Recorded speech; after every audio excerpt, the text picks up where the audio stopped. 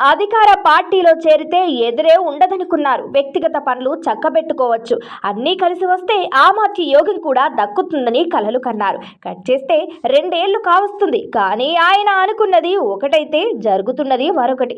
అసలేం జరుగుతుందో కూడా అర్థం కాని అయోమయ పరిస్థితుల్లో ఉన్నారట ఆ ఎమ్మెల్యే. ఈ గందరగోళ పరిస్థితే ఆ ఫిరాయింపు ఎమ్మెల్యేను డైలమాలో పడేసిందన్న చర్చ జరుగుతుంది.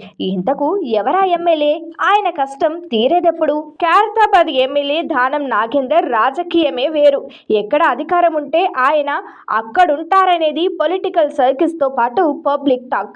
ఆ చర్చకు తగ్గట్టే 2023 అసెంబ్లీ ఎన్నికల్లో బీఆర్ఎస్ పార్టీ తరపున పోటీ చేసి గెలిచిన దానం నాగేందర్ కాంగ్రెస్ పార్టీ అధికారం చేపట్టగానే కారు పార్టీకి గుడ్ బై చెప్పి హస్తం పార్టీలో చేరిపోయారు. ఆ తర్వాత లోక్సభ ఎన్నికల్లో సికింద్రాబాద్ నుంచి కాంగ్రెస్ పార్టీ తరపున పోటీ కూడా చేశారు దానం. కానీ పార్లమెంట్ ఎన్నికల్లో ఓటమి పాలవటంతో దానం నాగేందర్కు కాంగ్రెస్ పార్టీ పెద్దగా ప్రాధాన్యత ఇవ్వడం లేదన్న చర్చ జరుగుతూ వస్తుంది.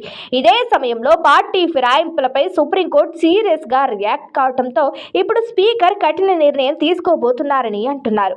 మిగతా వారి సంగతి ఎలా ఉన్నా దానం నాగేందర్ పై మాత్రం ఖచ్చితంగా అనర్హత వేటు పడుతుందన్న టాక్ వినిపిస్తోంది. పార్టీ ఫిరాయింపు ఎపిసోడ్ లో దానం నాగేందర్ పై అనర్హత వేటు పడితే నిబంధనల ప్రకారం ఇమీడియట్ గా ఆయన మళ్లీ పోటీ చేసే అవకాశం ఉండదనే న్యాయ నిపుణులు చెబుతున్నమాట.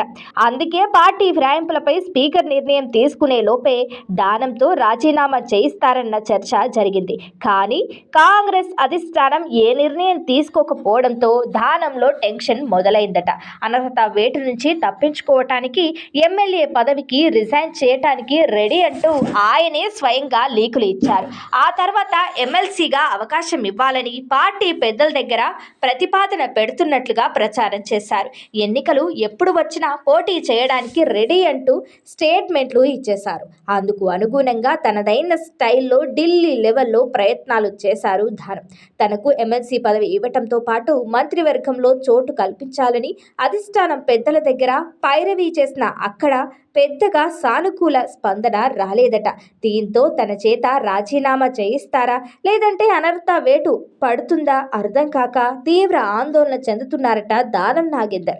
కాంగ్రెస్ పార్టీలోకి వస్తే తాను ఏదనుకుంటే అది చేయవచ్చని ఎంతో ఆశపడ్డ దానం నాగేందర్కు హస్తం కూటికి చేరాక ఆగమాగం జగన్నాథం అన్నట్లుగా ఉందట పరిస్థితి. అధికార కాంగ్రెస్లో చేరి అధికారం చెలాయిద్దాం, అనుకున్నవన్నీ చేసేసుకుందాం, మంత్రి అయిపోదాం అనుకుంటే ఆఖరికి ఉన్న ఎమ్మెల్యే పదవి కూడా ఊడిపోయేలా ఉందే అని తెగ ఫీల్ అవుతున్నారట దానం. ప్రస్తుత పరిణామాలన్నింటినీ పరిశీలించాక ఆయన బాగా డీలా పడిపోయారన్న టాక్ వినిపిస్తుంది. చేయాల్సిన ప్రయత్నాలన్నీ చేసిన దానం ఏది వర్కౌట్ కాలేదని ఇప్పుడు సైలెంట్గా పార్టీ ఏం చెప్తే అది చేస్తానని అధిష్టాన నిర్ణయమే ఫైనల్ అంటూ చెప్పుకొస్తున్నారట. అంతేకాదు రాజీనామా విషయంలో సీఎం రేవంత్ రెడ్డి ఎలాంటి నిర్ణయం తీసుకున్నా కట్టుబడి ఉంటానని చెప్పేశారు. ఫైనల్గా కాంగ్రెస్ పార్టీలో అప్పుడున్నట్లు కాదని తానేదో అనుకుని బీఆర్ఎస్ ను వదిలి హస్తం పార్టీలో చేరితే ఇక్కడ అంతా రివర్స్ లో ఉందని వాపోతున్నారట దానం. పైగా అనర్హత విషయంలో స్పీకర్ ఏ నిర్ణయం తీసుకుంటారు, తర్వాత తన పరిస్థితి ఏంటని ఆవేదన చెందుతున్నారని రాజకీయ వర్గాల్లో చర్చ జరుగుతుంది. మొత్తం మీద తను ఒకటి తలిస్తే మరొకటి జరుగుతుండటంతో పొలిటికల్ చౌరస్తాల్లో నిలబడ్డ పరిస్థితి అయిపోయిందని మదన పడుతున్నారట. ఇక ఫిరాయింపు ఎపిసోడ్లో దానంపై వేటు పడుతుందా లేక రిజైన్ చేస్తారా అనేది వేచి చూడాలి.